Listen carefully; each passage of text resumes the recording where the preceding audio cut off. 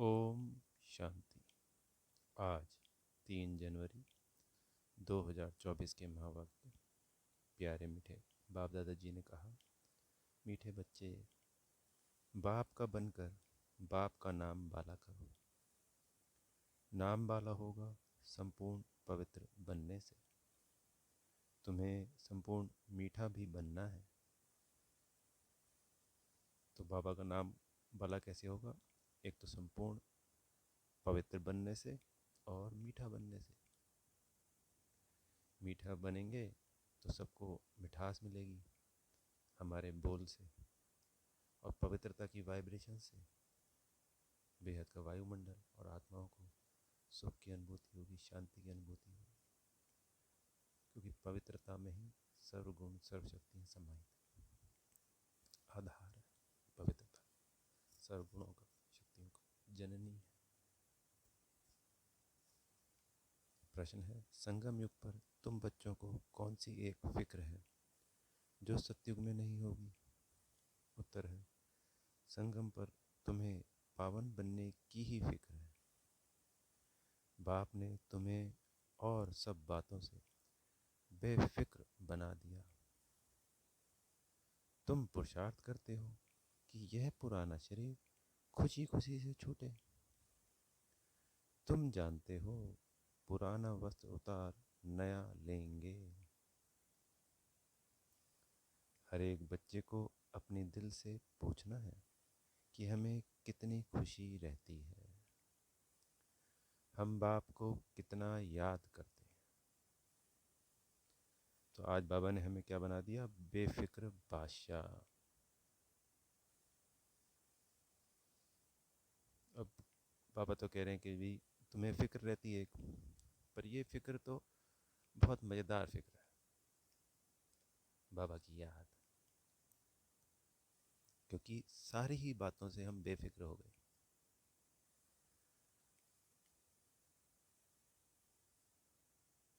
और प्यारे बाबा की याद से कितनी खुशी, कितना उमंग रहता है। और उस परमात्मा को जिसको हम 63 जन्मों से ढूंढ रहे थे, वो हमें मिल गया। तो वो जो फिक्र है कि पुराना हमें वस्त्र उतार कर नया लेंगे और ये शरीर खुशी खुशी से छूटे, तो इसमें तो आनंद है। क्योंकि इस संसार में सभी आत्माएं दुखी हैं और हम बाबा के बच्चे बाबा की याद से सुखी। तो विपरीत परिस्थिति में खुश रहना, ये अपने आप में बहुत बड़ी बात है।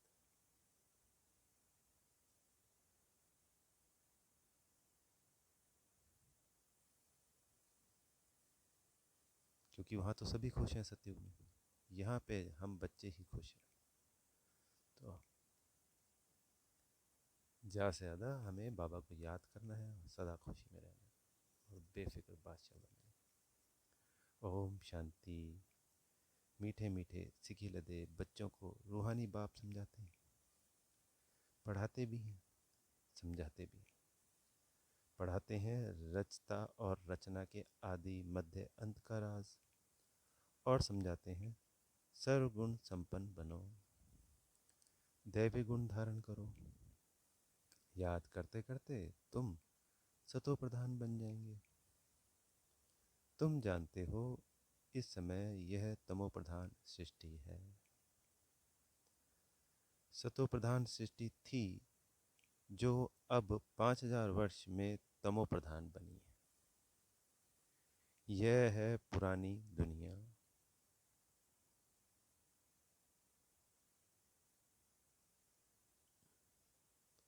सबके लिए कहेंगे ना, यह नई दुनिया में थे या शांति धाम में थे, बाप रूहों को ही बैठ समझाते हैं। हे रूहानी बच्चे, तुम्हें सतो प्रधान जरूर बनना है, बाप से वर्षा जरूर लेना है, मुझ अपने बाप को याद जरूर करना है। लौकिक बच्चे भी याद करते हैं, जितना बड़े होते जाते हैं हद का वर्षा पाने के हकदार होते जाते हैं। तुम हो बेहद के बाप के बच्चे, बाप से बेहद का वर्षा लेना है। अभी भक्ति आदि करने की दरकार नहीं है, क्योंकि बाबा मिल गया। भक्ति किस लिए की? भगवान को मिलने के लिए, भगवान को चाहने के लिए। तो भगवान ही मिल गया तो फिर भक्ति काहे की? जैसे डॉक्टर की डिग्री लेने के लिए पढ़ाई करते हैं, तो डिग्री मिलने के बाद क्या करते हैं? कोई पढ़ाई थोड़ी करते हैं, फिर तो प्रैक्टिस करते हैं। तो जब परमात्मा मिल गए तो जो परमात्मा कह रहे हैं वो करना है। यह तो बच्चे समझ गए हैं, यह यूनिवर्सिटी है, सब मनुष्य मात्र को पढ़ना है, बेहद की बुद्धि धारण करनी है। अभी यह पुरानी दुनिया चेंज होनी है, जो अब तमो प्रधान है वह सतो प्रधान होंगे। बच्चे जानते हैं इस समय हम बेहद के बाप से बेहद सुख का वर्षा पा रहे हैं। अब हमें एक रूहानी बाप की ही मत पर चलना है। इस रूहानी याद की यात्रा से ही तुम्हारी आत्मा सतो प्रधान होती जाती है। तो बाबा की याद से आत्मा की कट 63 जन्मों की विकर्म और जो विकार हैं वो समाप्त होते जाते हैं, और आत्मा अंदर से हीरा डायमंड चमक बाहर आती रहती है। फिर सतो प्रधान दुनिया में जाना है। तुम्हारी समझ में आता है कि हम ब्राह्मण हैं, हम बाप के बने हैं, पढ़ाई पढ़ रहे हैं, और पढ़ने को ही ज्ञान कहा जाता है। भक्ति अलग है।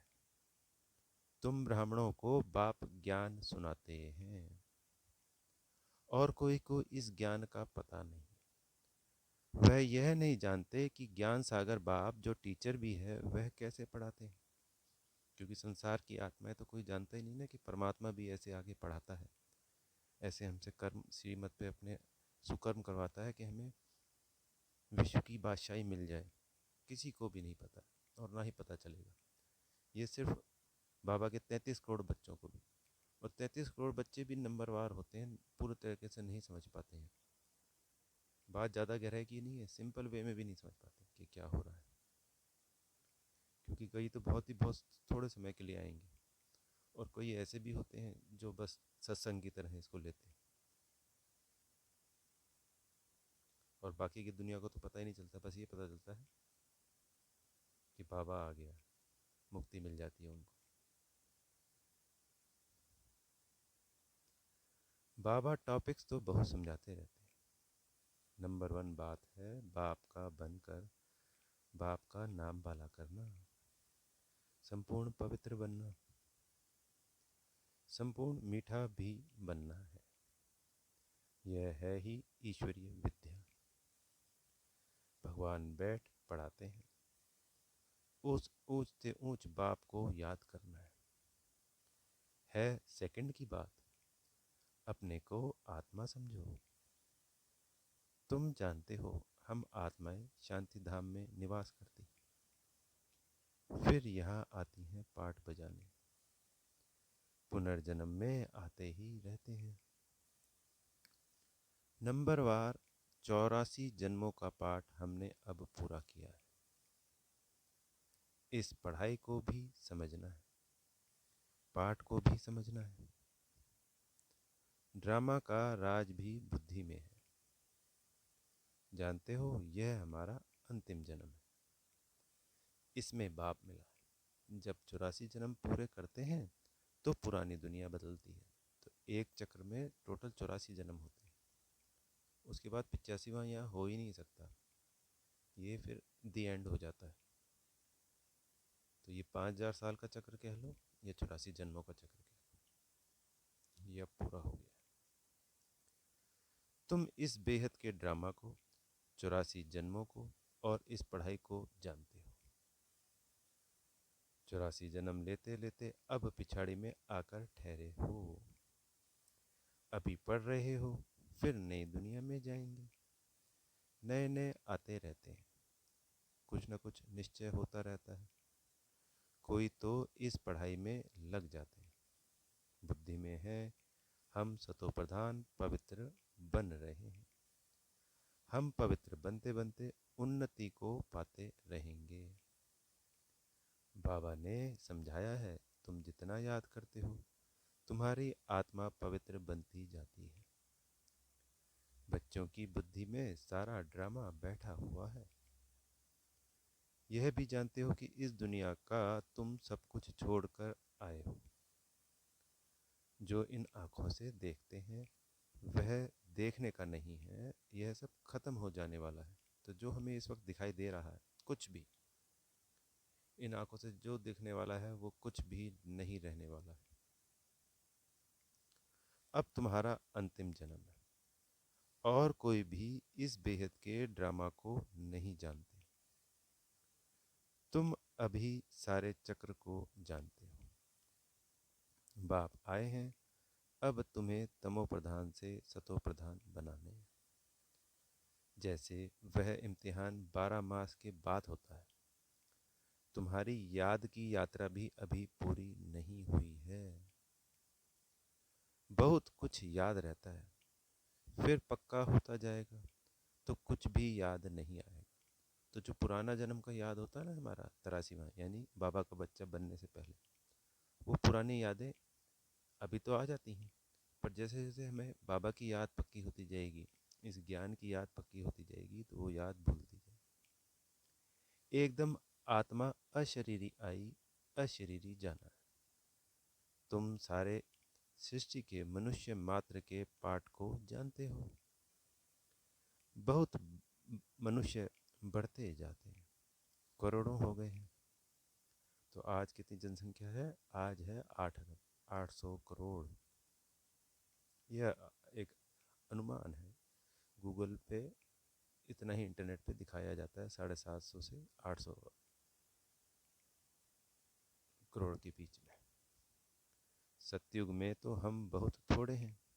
पुनर्जन्म लेते लेते और धर्मों के मठ पंथ टाल टालियां बढ़ते बढ़ते झाड़ बहुत बड़ा हो गया है। आदि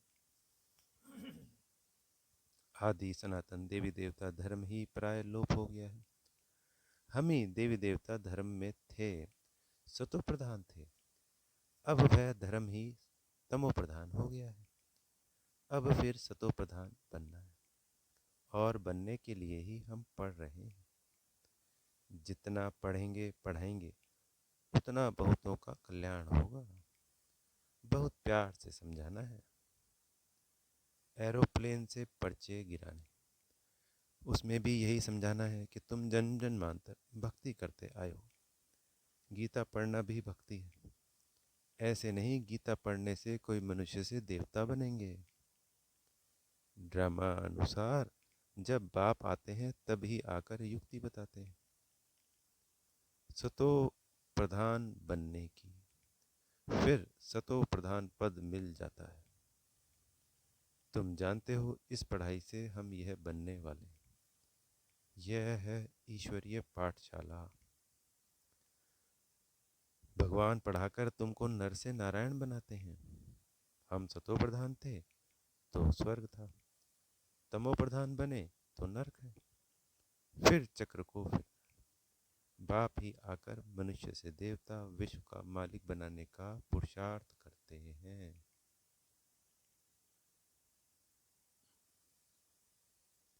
बाप ही आकर मनुष्य से देवता और विश्व का मालिक बनाने का पुरुषार्थ कराते हैं। क्षमा चाहेंगे, हमने करते बोल दिया, बहुत बहुत क्षमा। बाप को याद करना है और दैवी गुण धारण करना है। लड़ना झगड़ना नहीं है। देवताएं कभी लड़ते झगड़ते नहीं हैं। हमें बिल्कुल देवता के समान बनना है। ऐसा नहीं है कि अगले जन्म में हम ऐसे ही चले जाएंगे, यहीं वो हमें संस्कारों को भरना है। तो हम जब देवता समान बन रहे हैं तो जो जितना देवता बनने के करीब बन जाता है वो उतना उच्च पद पाता है, उतनी क्वालिटीज अपने में भर लेता है, तो उतना वो बाबा के करीब भी और अपने पद के करीब भी पहुंच जाता है, उच्च पद के करीब। तुमको भी वही बनना है। तुम ही ऐसे सर्वगुण संपन्न थे, फिर बनना है श्रीमत पर। अपने से पूछना पड़े कि हमको कहाँ तक खुशी है, कहाँ तक निश्चय है। यह तो सारा दिन याद रहना चाहिए, परंतु माया ऐसी है जो भुला देती है।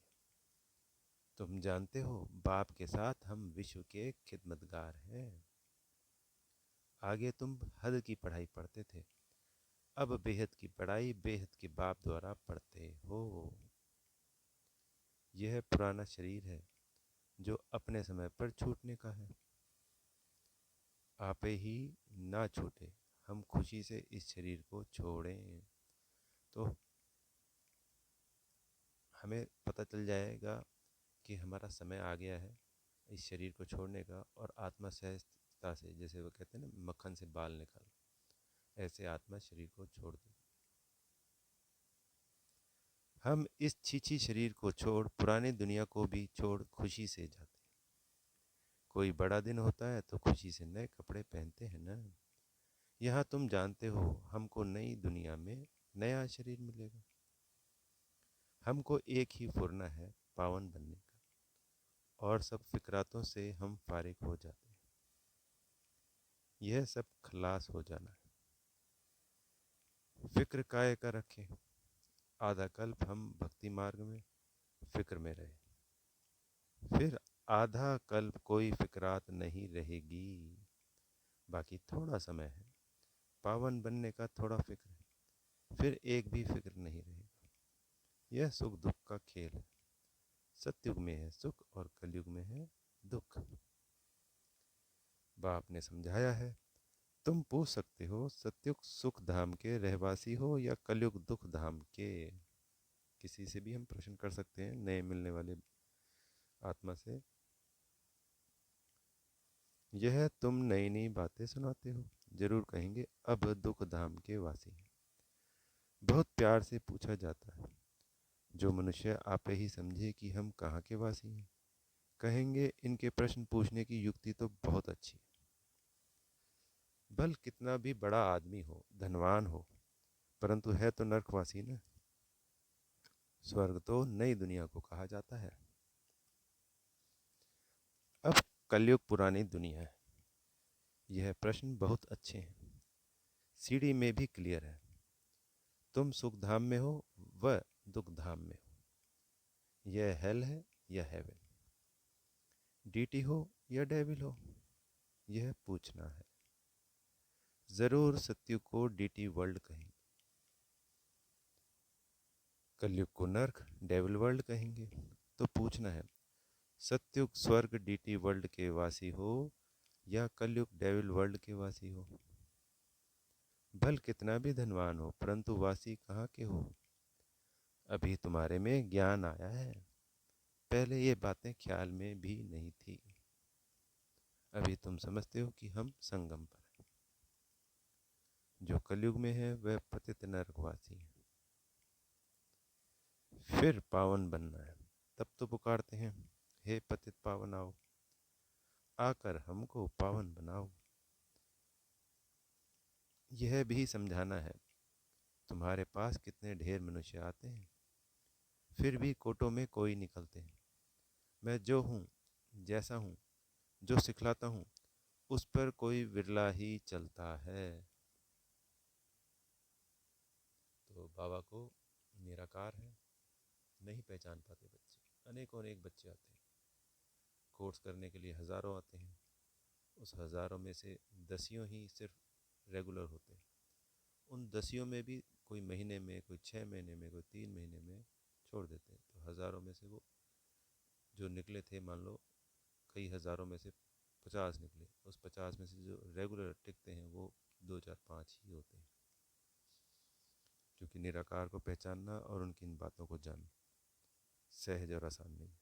और फिर साथ साथ में माया भी चलती है, तो फारगती हो जाती है।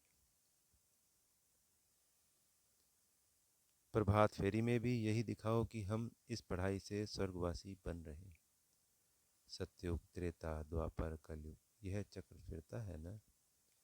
तुम्हारी बुद्धि में सारा चक्र है। फिर से तुम सुख धाम शांति धाम के मालिक बनते हो।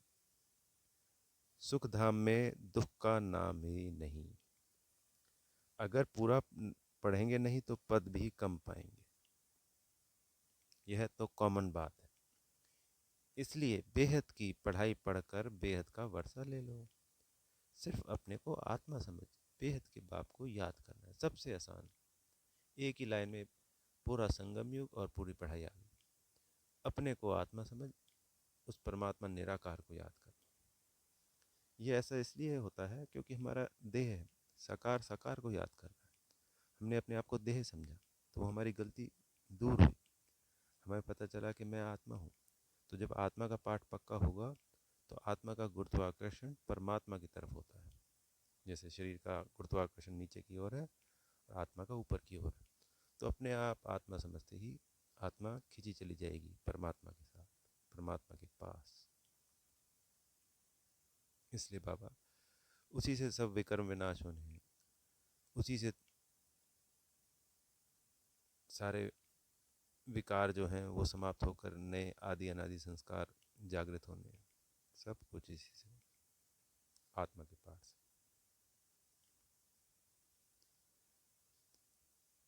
बहुत मीठा बाबा है।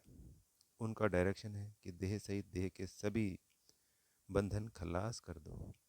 आत्मा तो अविनाशी है, अभी अभी शरीर लिया, अभी अभी छोड़ा, देर थोड़ी लगती है। इस समय तो दिन प्रतिदिन हम सब तमो प्रधान बनते जाते हैं। जब हम सतो प्रधान थे तो हम बड़ी आयु वाले थे और बहुत थोड़े थे।